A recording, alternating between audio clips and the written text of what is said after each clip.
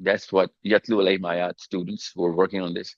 I need you to start with Abdullah bin Abbas and end with Ali bin Abi Talib. These are the two names. You're going to understand how they did Yatlu alayhim ayat under the tutelage of the Prophet sallallahu alaihi wasallam, and you'll find out how amazing, how magnificent, how majestic, and how accurate their interpretations are of the Quran. So what Abdullah bin Abbas did, which is something which is magnificently strange, that he took the turban of that very guy who asked the question, said, "Give me your turban," and he opened the turban. And he started turning the turban, and he said, "This is how the sun will be darkened." Now, 1400 years ago, إِذَا الشَّمْسُ كُبِّرَتْ, Abdullah bin Abbas is holding the turban, he's turning it around, just like we tie the turban. And now we know that any star that turns into a black hole, goes into a spiral, and you can see the tail.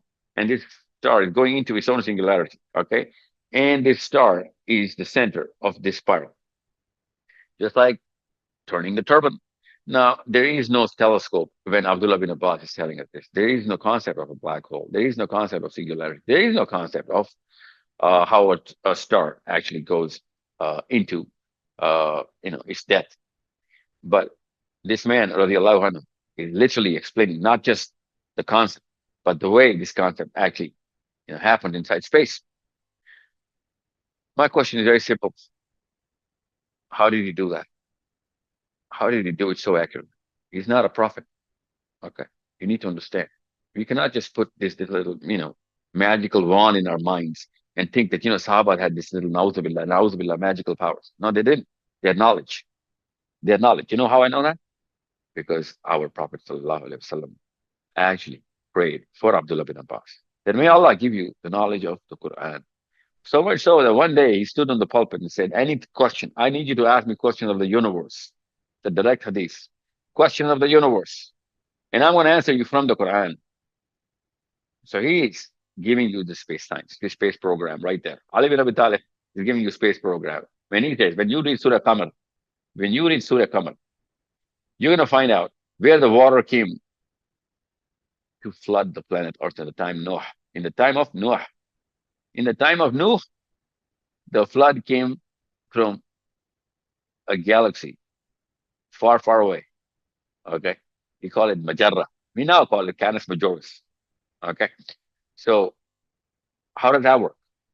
How does this hadith of the Miraj work?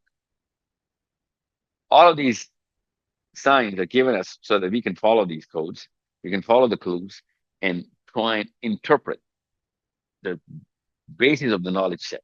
Okay, I'm just getting started. Okay, so when Abdullah bin Abbas is talking about the turning of the turban, singularity of the star, the Quran is actually talking about فَلَا أُقْسِمُ بِمَوَاقِعِ النُّجُومِ.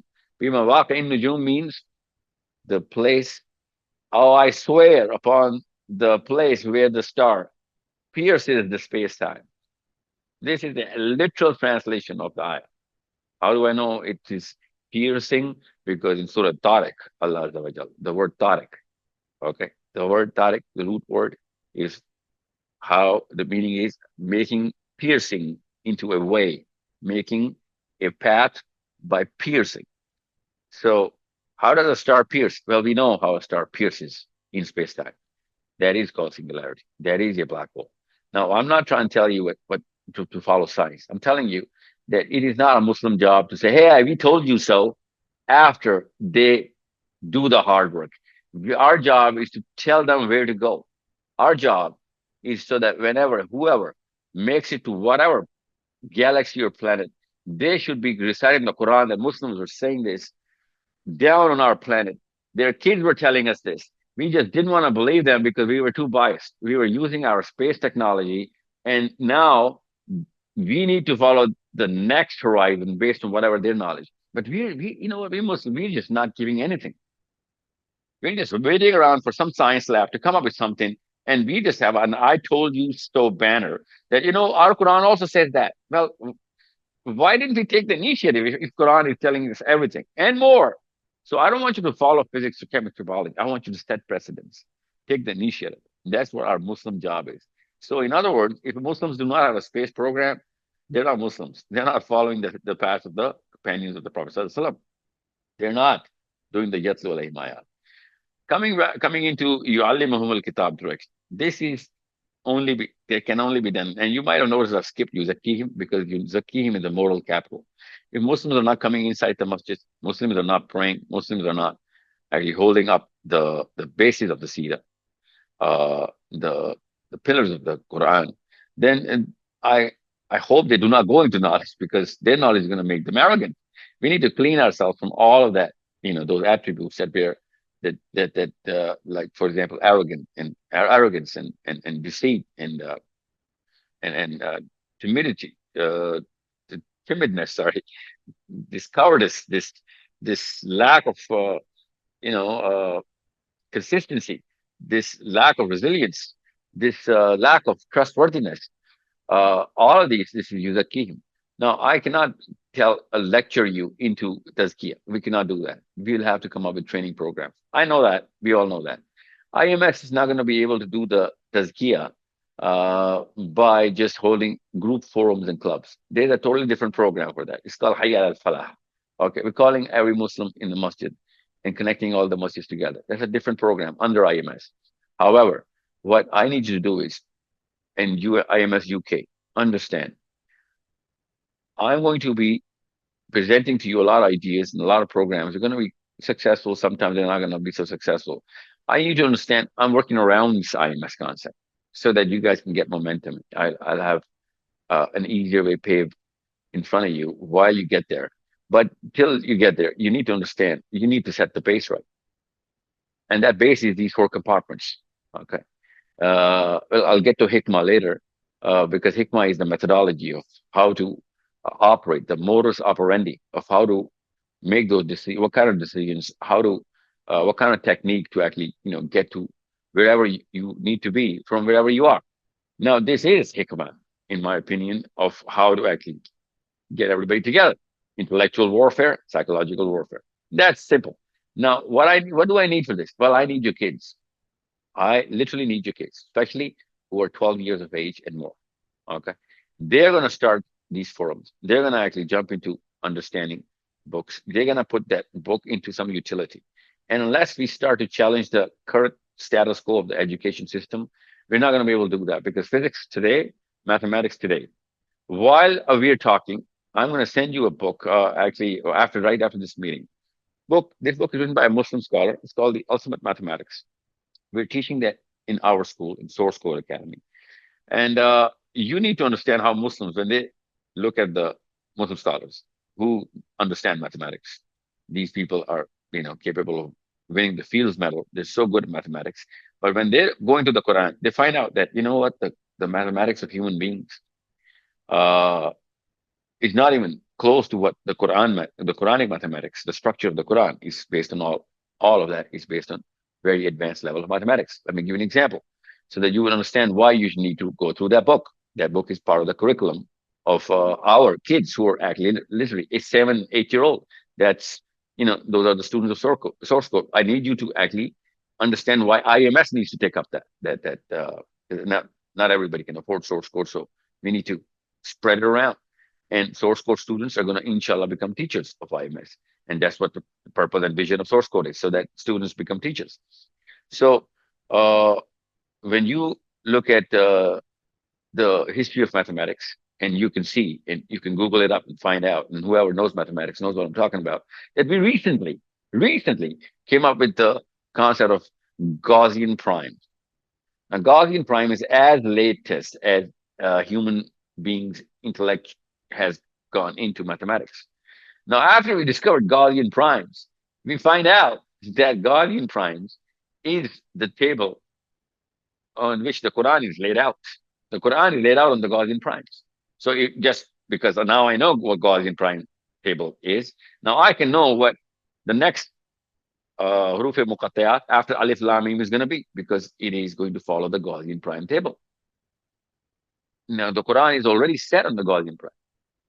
We just came up, we just discovered it. The mathematicians just discovered it. I'm just giving you a drop out of the ocean, not even a drop out of the ocean, so that you guys can understand what kind of a treasure chest we had. And look what we did with this. Look what we did with the Quran. So unless we reach that sort of excellence, that sort of expertise and competence in the Quran and the Sirah, we won't be able to do yu'allimuhum al-kitab. Yu'allimuhum al-kitab is a natural psychological disposition. We aggregate under the system. We bow to the system of the person who's smarter than us. It is common sense. That's the working of serotonin. That's the prime chemical, hierarchy of dominance. We're naturally going to be under the system of whoever is reaching for the stars, smarter from amongst us.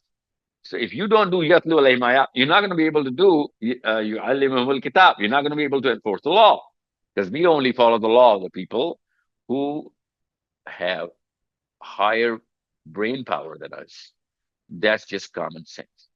That's why our kids don't run away from our homes because they know we're smarter than them, and we tell them not to run away. And as soon as they think they're smarter than us, they do run away. That's just common sense. Okay. So what we do is we take this psychology, we put that on our drawing boards. We have already done that. And we start preparing content for all of this so that people can understand the working of how human beings behave and they can gain knowledge, gain IQ, and start discussing with other people. And everybody comes inside the Quran. That's it. Quran is the epitome of our knowledge, epitome of our political system, epitome of our hikmah, epitome of our tazkiyah. There is no other way. So this is what IMS is. I hope everybody is very clear of what we're trying to do, why we're trying to do it, and how we're trying to do this. It's it is the most simple way of explaining to you guys that if you don't want to go through this, you're naturally going to go through the same things, but for some other book.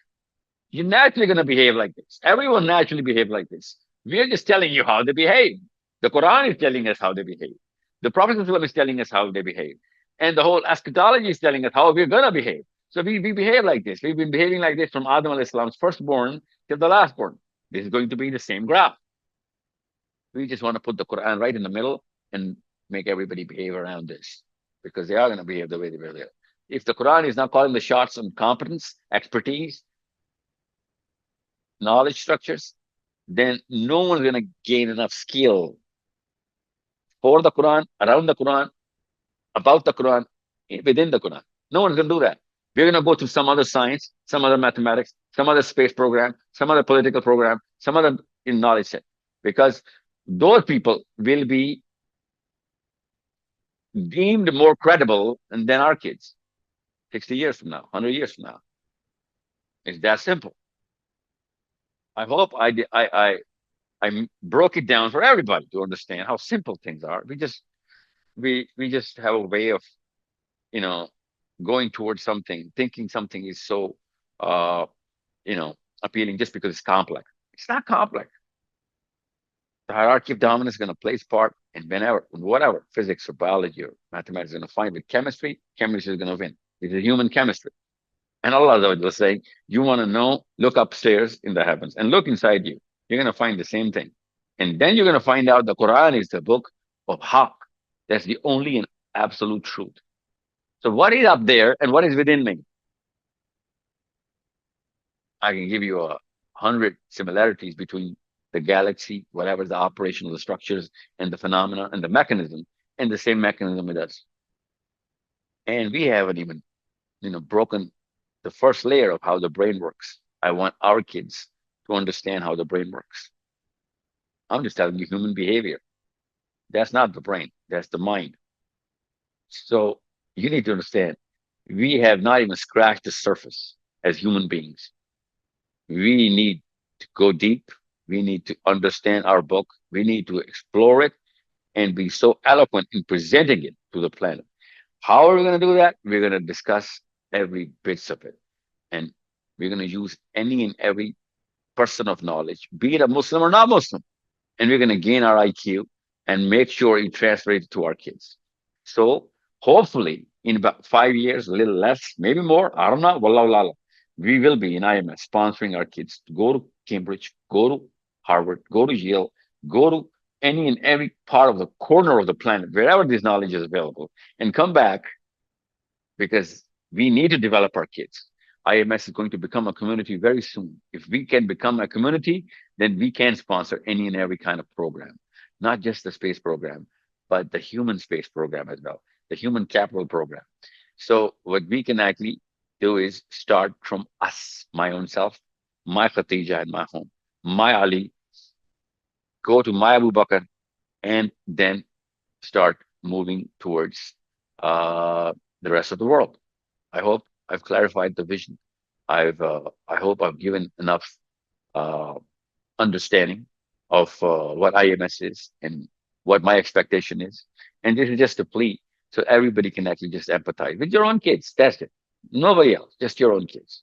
So that you can understand that unless we give our kids all of whatever we can, they're not gonna go into the Quran. They've already started to move away from it because of whatever is happening on the internet. Everyone is so eloquent except the Muslims. Every product, every machinery, every technology, every piece of knowledge, every speaker is so eloquent except the Muslims. That's why our kids are running around trying to pose in front of us as our kids and our philosophy mates, but they're naturally going to go inside their own bedrooms, open YouTube, follow some guy who's going to seem more credible. Obviously, he's going to be way more than us because we're not opening our book. They are opening some book. Okay. So understand. I wish I could play you videos here of the smartest people in the world right now talking about the deeper problems. And I'll tell you, I swear to God, those are the problems solved by the Quran. The Quran is talking about the Sahabas used to present this to the planet. So unless we do it, I'm telling you, someone else will. And they're not going to do it for the Quran because human beings behave like this. That's that's the simple truth. That's how it's going to happen to my kids. And if your kids are not going to take the lead, then my kids, they're going to follow the lead of somebody else. If my kids are not going to take the lead, your kids are going to take the follow the lead of somebody else. And that dude is not going to be a Muslim. I promise you this. He's not going to teach you the Quran, or he's not going to introduce our Prophet ﷺ to that guy. He's going to be introducing a lot of other prophets. They're not going to be sent by God. They're going to be prophets of, you know, the current world order. And there are many. There are many. I tell you this. I know them. I know some of them. There are many. Okay. So it's time to divorce this little clutter of whatever attempt and, you know, uh, uh, trials and experiments of what human beings are doing and go to the actual source of knowledge. Now is the time. Yes, sir. I hope everybody's clear.